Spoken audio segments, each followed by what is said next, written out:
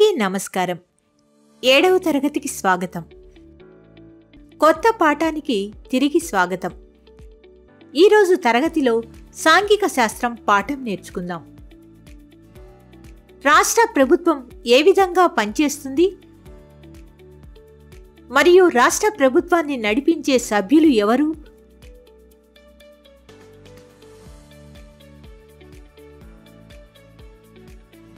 అన్న విషయాలను మనం తెలుసుకోబోతున్నాం. రాష్ట్ర శాసనసభలో చట్టాలను ఏ విధంగా చేస్తారో ఈ పాఠం ద్వారా తెలుసుకుందాం. ఈ అధ్యయనంలో మనం నేర్చుకోబోయేవి: మనల్ని మనం ఎలా పరిపాలించుకుంటాం, శాసనసభ ఏర్పాటు, శాసనసభ్యుల ఎంపిక, ప్రభుత్వం ఏర్పాటు, మంత్రిమండలి,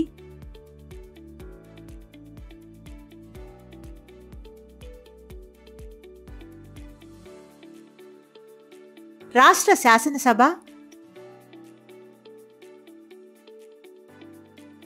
చట్టాలు చేయడం. ముఖ్య అంశం తెలుసుకునే ముందు కీలక పదాలు నేర్చుకుందాం. శాసనసభ ఒక ప్రత్యేక సంస్థ కోసం నిర్ణయాలు తీసుకోవడానికి ప్రజలచే ఎన్నుకోబడిన వ్యక్తుల సమూహం. మానిఫెస్టో విధానాలు మరియు లక్ష్యాల గురించి అందరికీ తెలియజేసే బహిరంగ ప్రకటన.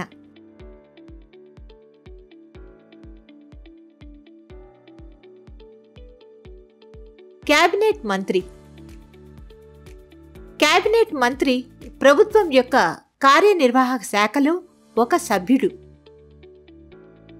స్పీకర్ దిగువ సభకు చైర్మన్గా ఉంటూ సభను నిర్వహించేవారు.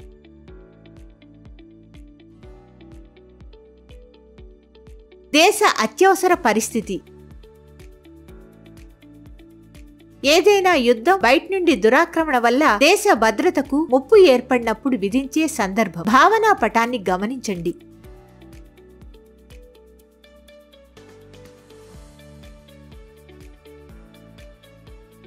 మనల్ని మనం ఏ విధంగా పరిపాలించుకుంటామో తెలుసుకుందాం. ఈ రోజుల్లో మన రక్షణ మరియు పాలన కోసం రాజులు లేదా యుద్ధ వీరులు లేరు. బ్రిటిష్ వారి నుండి 70 సంవత్సరాల క్రితం మనం స్వాతంత్రాన్ని సాధించాం.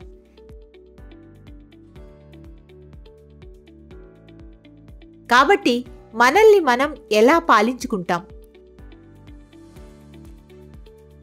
అదే మనం తెలుసుకోవాల్సిన విషయం. మన పాలన కోసం పార్లమెంటు సభ్యులు, శాసన సభ్యులు, మంత్రులు, ముఖ్యమంత్రులు మరియు ఉన్నతాధికారులు ఉన్నారు. వారు పూర్వకాలంలో రాజుల వలె ఉన్నారా? వారు వారికి నచ్చిన విధంగా పనిచేయవచ్చా? కానే కాదు. ప్రస్తుత ప్రభుత్వాలు చట్టాల ఆధారంగా పనిచేస్తాయి. ప్రతి ఒక్కరూ మంత్రులు మరియు అధికారులతో సహా ఈ చట్టాలను అనుసరించాల్సిందే. ఇప్పుడు చూద్దాం, చట్టాలను చేసే బాధ్యత ఎవరిది? చట్టాలను శాసనసభలు మరియు పార్లమెంటుచే రూపొందించబడతాయి.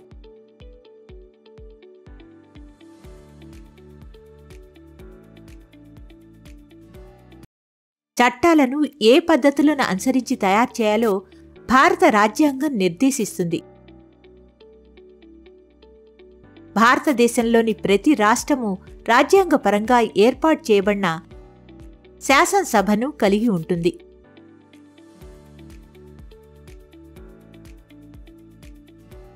రాష్ట్ర ప్రభుత్వం ఒక గవర్నర్ను మరియు 1 లేక 2 సభలను కలిగి ఉంటుంది. అవి ద్విసభ లేక ఏకసభ.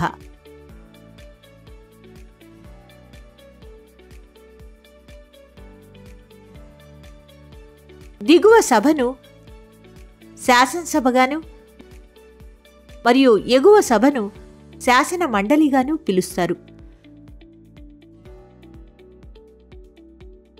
ప్రస్తుతం కొన్ని రాష్ట్రాలు మాత్రమే ద్విశాసనసభలు కలిగి ఉన్నాయి. శాసనసభను గురించి మనం తెలుసుకుందాం. శాసనసభ చట్టాలను మరియు వ్యూహాలను ప్రజలచే ఎన్నుకోబడిన సభ్యుల ద్వారా చేస్తుంది.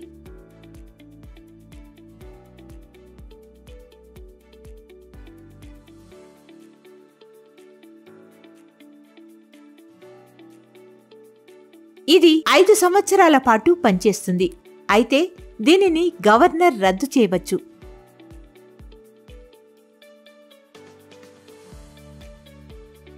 జాతీయ అత్యవసర పరిస్థితుల్లో పార్లమెంట్ దీని పదవీ కాలాన్ని 1 సంవత్సరం పాటు ఒకసారి పొడిగించవచ్చు. శాసనసభ్యులు సంవత్సరానికి కనీసం 2 సార్లు సమావేశం కావాలి. 2 సమావేశాలకు మధ్యకాలం 6 నెలలకు మించి ఉండరాదు. శాసనసభ నియోజకవర్గం అంటే ఏమిటో తెలుసుకుందాం. తెలంగాణ రాష్ట్రంలో 119 నియోజకవర్గాలున్నాయి. ఒక్కో నియోజకవర్గంలో సరాసరి 1,70,000 మంది అర్హత గల ఓటర్లు ఉన్నారు. ప్రతి జిల్లా యొక్క జనాభాను అనుసరించి నియోజకవర్గాల సంఖ్య నిర్ణయించబడుతుంది. ఎక్కువ జనాభా గల జిల్లాలలో ఎక్కువ నియోజకవర్గాలుంటాయి. ప్రతి నియోజకవర్గం నుండి శాసనసభకు ఒక సభ్యుడిని ఓటర్లు ఎన్నుకోవడం జరుగుతుంది. ఓటర్లు తమ ప్రాంతంలో ఓటును తప్పక నమోదు చేసుకోబడి ఉండాలి. ఉదాహరణకు హైదరాబాద్ వంటి పెద్ద నగరం 13 నియోజకవర్గాలుగా విభజించబడింది. ప్రతి రాష్ట్రంలోనూ ఇదే విధంగా ప్రక్రియ జరుగుతుంది. ఎమ్మెల్యేల ఎంపిక గురించి తెలుసుకుందాం. అభ్యర్థి ఒక పార్టీ ద్వారా లేక స్వతంత్రంగా ఎన్నుకోబట్టానికి ప్రతి 5 సంవత్సరాలకు ఒకసారి ఎన్నికల కమిషన్ ఎన్నికలను నిర్వహిస్తుంది.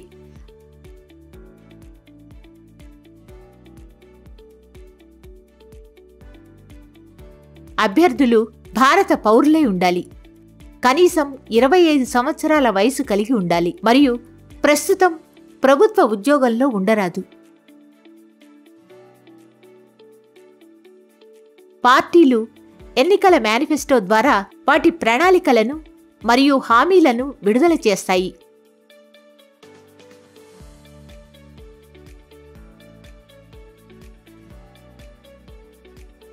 అభ్యర్థులు సమావేశాల ద్వారా మరియు ఇంటింటికి తిరుగుతూ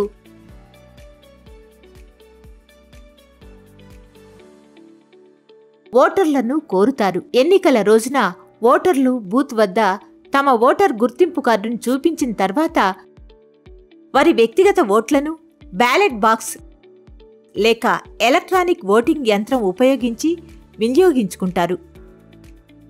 అందరూ ఓట్లను వేసిన తర్వాత ఒక ప్రత్యేక రోజున ఓట్లను లెక్కిస్తారు.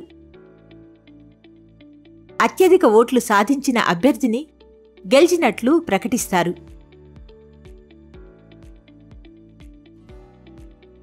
ఆ తర్వాత ప్రభుత్వ ఏర్పాటు. పట్టికలో చూపబడిన శాసనసభ ఎన్నికల ఫలితాలు చూడండి. ఏ అనే రాజకీయ పార్టీ 75 సీట్ల కన్నా ఎక్కువ సాధించినప్పుడు ఆ పార్టీ ద్వారా చట్టాలు చేయబడతాయి.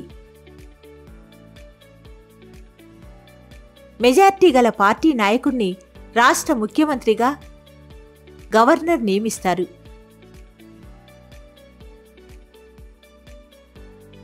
ముఖ్యమంత్రి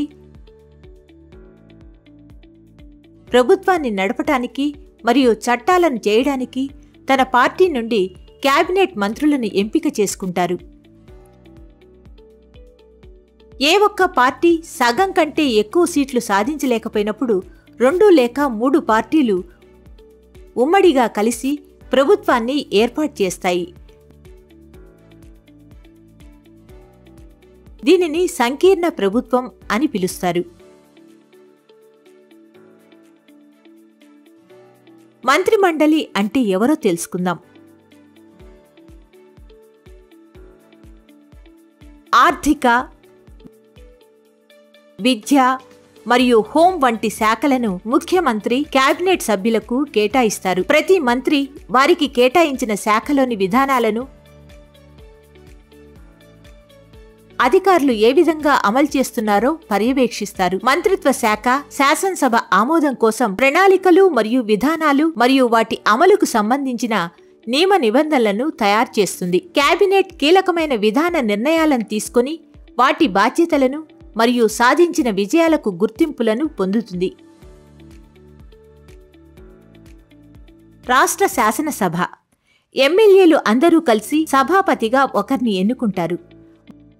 వారు శాసనసభ సమావేశాల నిర్వహణను, చర్చించిన అంశాల ఎంపిక మరియు సభ యొక్క నిబంధనలు అమలు చేస్తారు. చట్టాలు, విధానాలు మరియు పన్నుల గురించి శాసనసభ ఏకాభిప్రాయానికి రావాలి. అదేవిధంగా కొత్త ఆలోచనలను చర్చించడం మరియు ఇతరుల అభిప్రాయాలను పంచుకోవడం ఇక్కడ జరుగుతుంది. ఎమ్మెల్యేలు ప్రజా సమస్యలను గుర్తించి వాటికి సమాధానాలు కనుగొనే బాధ్యతను మంత్రులు తీసుకునేలా చేస్తారు. సమస్యలకు సరైన సమాధానాలు ఇవ్వటంలో మంత్రులు విఫలమైతే వారిని వారి పదవుల నుంచి తొలగించడం కూడా జరుగుతుంది. చట్టాల రూపకల్పన. శాసనసభలో చట్టాలను ఎలా చేస్తారు? అధికారంలో ఉన్న పార్టీయే చట్టాలను చేస్తుంది. ఎందుకంటే శాసనసభలో వారికి ఎక్కువ మద్దతు ఉంటుంది కాబట్టి.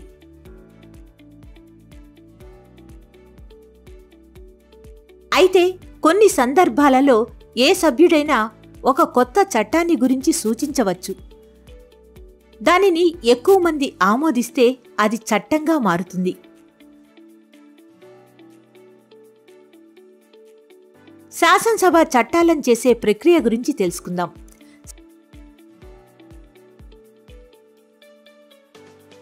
శాసనసభలో సమస్యలను ఎమ్మెల్యేలు చర్చకు ఉంచుతారు మరియు వాటిపై ఆ సంబంధిత శాఖ మంత్రి చర్చలు తీసుకుంటారు.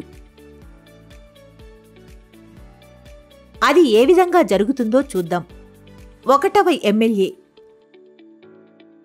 గౌరవనీయ అధ్యక్ష, నా నియోజకవర్గ ప్రాంతంలో గత 3 సంవత్సరాలుగా సరైన వర్షాలు పడలేదు.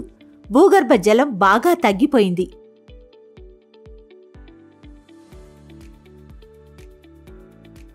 ప్రభుత్వం ఈ విషయంపై ఎలాంటి చర్యలు తీసుకోలేదు. బోరుబావుల సంఖ్య పెరిగిపోయింది. భూగర్భ జలం కాపాడుకోవడానికి ఏమేమి చర్యలు తీసుకున్నారు? దయచేసి ఆ సమాచారాన్ని అందించగలరు.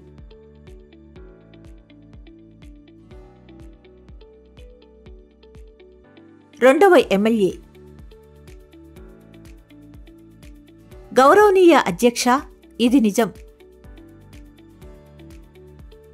నా నియోజకవర్గంలో కూడా పరిస్థితులు ఏమీ బాగాలేవు. అధికారుల పనితీరు సరిగా లేదు. అక్కడ నివసిస్తున్న ప్రజలు తాగునీటి కోసం చాలా దూరం వెళ్లవలసి వస్తుంది. 3వ ఎమ్మెల్యే. గౌరవనీయ అధ్యక్ష, చెరువు కట్టలను పటిష్టం చేయడం, పూడికలు తీయించడం, వర్షపు నీటిని నిలుపుకోవడానికి వ్యూహాలు మరియు మొక్కల పెంపకం వంటి కార్యక్రమాల కోసం ప్రభుత్వం నిధులు కేటాయించవలసిందిగా నేను కోరుతున్నాను. 4వ ఎమ్మెల్యే. అధ్యక్ష, ఈ పరిస్థితులు ప్రభుత్వం దృష్టికి వచ్చినవి. ఈ ఇబ్బందులు ఎక్కువ కాకుండా చర్యలు తీసుకోవడానికి భూగర్భ జలాలు తగ్గిపోయిన మండలాలను గుర్తించడం జరిగింది. 5వ ఎమ్మెల్యే. గౌరవనీయ అధ్యక్ష, ప్రతిపక్షం వారు ప్రభుత్వం తీసుకున్న చర్యలను గుర్తించాలి మరియు సమస్య కోసం పనికి వచ్చే సలహాలు ఇవ్వాలి తప్ప కేవలం తప్పులు పట్టడం చేయరాదు. ఉదాహరణకు, నా నియోజకవర్గంలో కట్టలను నిర్మించడం వలన భూగర్భ జలమట్టం గణనీయంగా పెరిగింది. అంతేకాదు, ప్రభుత్వ అధికారులు అందుబాటులో ఉండటం కూడా మెచ్చుకోవాల్సిన విషయం. 6వ ఎమ్మెల్యే. గౌరవనీయ అధ్యక్ష, నదుల దగ్గర ఉంటున్న పరిశ్రమలు నీటి కాలుష్యం చేస్తున్నాయి. దీనివల్ల అనారోగ్యాలు కలుగుతున్నాయి. ఈ సమస్యను పరిష్కరించడానికి ప్రభుత్వం చేస్తున్న ప్రయత్నాల గురించి నేను ఆందోళన చెందుతున్నాను. మా నియోజకవర్గానికి పరిశుభ్రమైన నీరు చాలా అవసరం. మంత్రి: గౌరవనీయ అధ్యక్ష, ప్రజల ఆరోగ్యంపై ప్రభుత్వం చాలా దృష్టి పెట్టింది. అంతేగాక కరువు ప్రభావిత ప్రాంతాలలో చెరువుల త్రవ్వకం, చెట్లు నాటడం, ఇసుక అక్రమ త్రవ్వకాల నిలుపుదల వంటి చర్యలు తీసుకుంది. సభ్యుల నుండి వచ్చే సలహాలకు ప్రభుత్వం చాలా విలువనిస్తుంది. ప్రతి ఒక్కరూ ఈ కార్యక్రమం విజయవంతం కావడానికి మద్దతు ఇవ్వాలని కోరుతున్నాను. ఈ విధంగా శాసనసభలో చర్చలు జరుగుతాయి.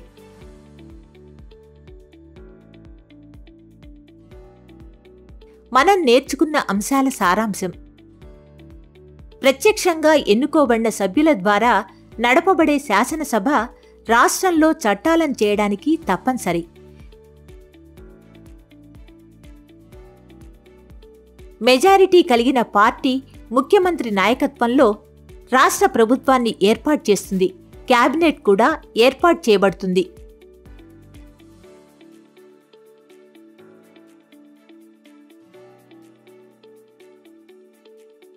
పాఠం విన్నందుకు ధన్యవాదములు. అధిక సమాచారం కోసం ఆశ్రయ ఆకృతిని సందర్శించండి.